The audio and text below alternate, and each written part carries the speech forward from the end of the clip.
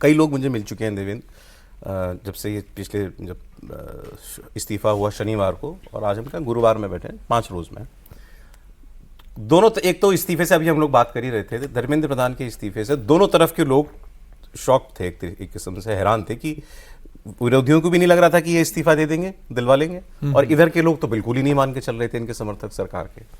अब वो समर्थक वर्ग के अंदर एक बेचैनी सी बढ़ती जा रही है कि क्यों एक के बाद एक लगातार इनकी मांगे माने। जैसे अभी भी खबर आई दिल्ली पुलिस की और दिल्ली सरकार की तरफ से कहा गया कि कोई कोर्सिव एक्शन नहीं लिया जाएगा किसी भी प्रदर्शनकारी के खिलाफ, सिवाय उनके जिनके खिलाफ पहले से क्रिमिनल केसेस हैं।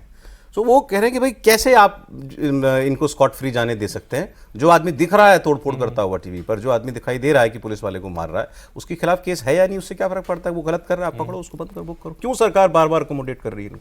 उसकी सबसे बड़ी वजह सौरभ यही थी ना कि जिन लोगों ने प्रोटेस्ट किया, चाहे वो जो हो, उनका बैकग्राउंड जो हो, उनके पीछे चाहे जो लोग भी खड़े थे, लेकिन जिस इशू की बात कर रहे थे वो उस इशू से घरों में बैठे युवाओं ने अपने आप को कनेक्ट किया। अगर अब बीजेपी सांसद की बेटी, बीजेपी विधायक की बेटी, असम में बीजेपी के मंत्री के बच्चे ये भी अगर लिख रहे हों तो समझिए कि, और उसके पीछे वजह ये थी कि छात्रों को ये समझ में आ रहा था कि पेपर लीक हुआ, इस्तीफा नहीं हुआ, लाठीचार्ज हुआ, तो मोटे तौर पे उसके पीछे की कहानी तो वो उस उम्र में कितना ही कोई जानना चाहेगा, कितना ही वो जा पाएंगे। और जो माध्यम था उनके पास देखने का, उसमें सबसे बड़ी चीज़ थी उनके पास इंस्टाग्राम में एकदम से वन साइडेड चीज़ें जा रही थी, उन लोग जो कि स्ट्रेटजी के तहत वो डाल रहे थे। उनके सारे यूट्यूबर अचानक से आ गए।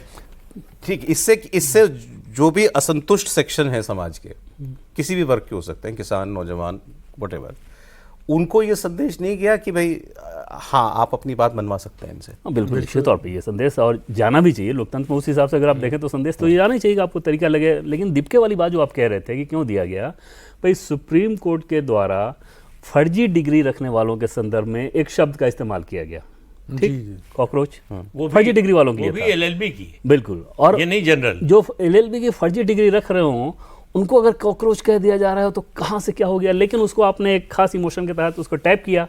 अब सरकार ये नहीं चाह रही थी कि आप दिल्ली आए, एयरपोर्ट पे आए, उसमें हम ये दिखा दें कि आपको लेके कोई बहुत बड़ा हमें दिक्कत है, हम आपको गिरफ्तार करके आपको हीरो बना रहे हैं। और वो उनकी वो स्ट्रेटजी आपको दिखी भी सही कि शुरू में आंदोलन कितने दिनों तक, कितने 200 लोग थे वहाँ पे। कई बार तो जितने लोग जाते थे उससे ज़्यादा यूट्यूबर नजर आते थे वहाँ पे, जिनको उन लोगों ने हायर कर रखा था, जो इनके पीछे थे सब, ठीक। तो वहाँ तक सरकार को समस्या नजर नहीं आ रही थी कि भाई अगर हम दबाए इनको तो फिर तो छात्रों में और ख़राब मैसेज आएगा ना कि कोई कुछ बात कह रहा है आप उसको दबा रहे हो, फ्रीडम ऑफ स्पीच नहीं है क्या, हम अपने आप को एक्सप्रेस नहीं कर सकते क्या। तो सरकार के पास वहाँ पर कोई ऑप्शन ही नहीं था सौरभ, ये होना था। और उसके पीछे जैसे ही पॉलिटिकल फोर्स आई, ताकत उन्होंने अंतिम 2-3 दिन में पूरी ताकत लगाई। और खासतौर पर सोनम वांगचुक को जब वहाँ से हटाया गया, उसके बाद एक चीज़ ज़रूर था जो कि सरकार को करना चाहिए था कि किसी को तो भेजते सोनम वांगचुक के पास पहले उनको। ये मैसेज आप क्यों जाने दे रहे हैं कि एक व्यक्ति अनशन पे बैठा हुआ है, उस व्यक्ति की एक प्रोफाइलिंग भी चल रही है, कोई बात ही करने नहीं है, कोई ऑफिसर ही जाता है दिखाने के लिए सही। देवेंद्र देखिए, इसमें होता ये है कि आपने भी ये सुना होगा और पढ़ा भी होगा कि देखिए जो अच्छे तैराक हैं कभी बहुत कम पानी में डूब जाते हैं। तो ये अति आत्मविश्वास जो होता है यह करने का कि नहीं हम हैं, और जिस तरीके के सौरभ पिछले दिनों घटनाक्रम एक हुआ, खासतौर से बंगाल के चुनाव के बाद में जिस तरीके की राजनीतिक रूप से तोड़फोड़ शुरू हुई, और एक नया टाइप का जो हम लोगों के लिए भी, प्रदीप जी हम लोगों ने बहुत राजनीति देखी है, दल बदल भी देखी है, लेकिन ये तो विचित्र की एक पार्टी जो अगरतला की वो वहाँ पर, और उसमें इतने सारे लोगों को उसको सांसद मिल जाए, वो भी लोकसभा के चुने हुए, तो बहुत, मैं उसका कोई विरोध नहीं कर रहा, मैं कह रहा हूँ ऐसी चीज़ें होती हैं। लेकिन लोकतंत्र में हमेशा ये मतलब काउंटर पोलराइजिंग फोर्स आती है, और वो कहाँ से आई हमें लगा है कहीं एकदम अचानक आ गई। लेकिन मुझे लगता है उसमें सरकार का भी थोड़ा सा दोष है कि सरकार को बहुत सब चीज़ें आसान लग रही थी, और एक पूरा रोड मैप तैयार हो गया था कि क्षेत्रीय दल खत्म हो गए, कांग्रेस बिल्कुल कहीं नहीं। और कांग्रेस का इफेक्ट भी है कि कोई अभी मुझे नहीं नज़र आता कि कहीं भी कांग्रेस एक मुश्त में मतलब 20 लोकसभा सीट जीतने की स्थिति में है या नहीं है। अगर हम एक केरल को अपवाद छोड़ दें, और केरल में हम माने कि तमाम सीटें जो है वाम दल को नहीं मिलेंगी, कांग्रेस को मिलेंगी, और कोई ऐसा राज्य के अलावा किसी और राज्य में कोई राज्य में नहीं 20 सीटें यकमुश्त जो है इकट्ठा कहीं भी मिलने की उम्मीद नहीं है। आप मानते हैं कि इस आंदोलन के, जंतर मंतर वाले आंदोलन के पीछे पॉलिटिकल फोर्सेस लगी?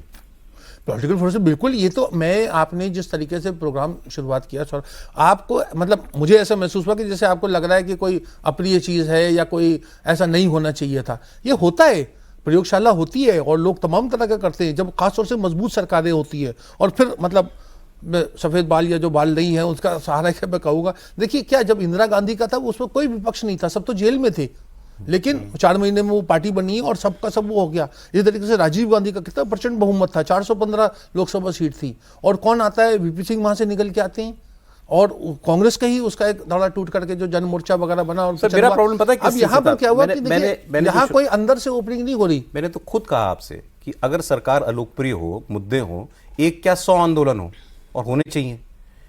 प्रॉब्लम है जब हम स्ट्रीट वायलेंस को लेजिटिमाइज करें, केवल एक चीज से प्रॉब्लम है। अगर आप पार्लियामेंट में घुसने को भी जायज मान लेते हैं, अगर आप लोग घरों में घुस जाएं, मंत्रियों के दफ्तरों में घुस जाएं, लोग आगजनी करने लगे, अगर हम इसको जायज मानने लगे किसी भी तरीके के प्रोटेस्ट के आड़ में, क्यों तो वो जायज किया है। गया था। 1975 में जब जेपी ने जो नारा दिया था टोटल रेवोल्यूशन का, उसमें पुलिस को और फौज को कहा गया था कि आप सरकार का कहना न माने। नाउ मैंने आपने बड़ी अच्छी बात की, मैंने तो इस उस वक्त तो बड़ा अच्छा लग रहा था। सच में जब ये सब कुछ हो रहा था ना 20 जुलाई को, मेरे को वो बात याद आ रही थी। और मैं, आप लोगों ने तो सब कुछ देखा पड़ा है, मेरे आज इमेजिन करता हूं अगर आज कोई कॉल दे दे कि पुलिस और सेना सहयोग कर दे सरकार का, तो भाई वो तो एंटी नेशनल काम है। मैं आज कहने के लिए बिल्कुल तैयार हूं, ऑन रिकॉर्ड। कोई कैसे कह सकता है कि सेना और पुलिस सहयोग ना करे सरकार का? लेकिन आप टोटल एनार्की इनवाइट कर रहे हैं। लोगों ने ताली बजाई और पूरे को जन समर्थन मिला उस बात को, सरकार बदली। नहीं, लेकिन देखिए बात ये होती है कि आप क्या कह रहे हैं, उससे ज़्यादा इम्पोर्टेंट होता है क्या आप लोगों का सेंटिमेंट जो है उसके साथ हैं या उसके खिलाफ हैं, तो उसका भी असर पड़ता। उस समय लोग किसी भी हालत में कांग्रेस की सरकार को हटाना चाहते थे, तो कुछ भी बोलिए आप, उसका समर्थन था। तो इसलिए जेपी ने वो बोला, उसकी आलोचना इसलिए नहीं हुई कि लोग चाहते थे कि हटे, लेकिन ऐसा तो है नहीं कि पुलिस कॉल फॉर म्यूटिनी तो गलती है, कुछ भी हो। वो हुआ तो नहीं। हुआ नहीं। ये जेंसी की तरह बोल रहे हैं ये। मैं तो आज कह रहा हूं ना कि आज अगर राहुल गांधी ये बात कहते तो हम ही लोग कैसे रिएक्ट करेंगे, अपने ऊपर लेके देखना चाहिए। नहीं, फिर हम कह रहे हैं कि कौन बोल रहा है ये भी इंपॉर्टेंट है। भाई जयप्रकाश नारायण बोल रहे थे तो उनका कोई पॉलिटिकल मोटिव नहीं था, उनको सत्ता में नहीं आना था, वो सत्ता की राजनीति नहीं कर रहे थे, वो पॉलिटिक्स से रिटायर हो चुके थे कई दशक पहले। और बच्चे जो छात्र जो है उनको खींचकर आंदोलन में लाए थे कि आप इसका नेतृत्व कीजिए, और सरकार बदली, फिर भी ऐसा नहीं हुआ कि उन्होंने कहा कि अब मैं प्रधानमंत्री बनूंगा, फिर अलग ही रहे उससे। तो आपकी क्रेडिबिलिटी क्या है इस पर निर्भर करता है।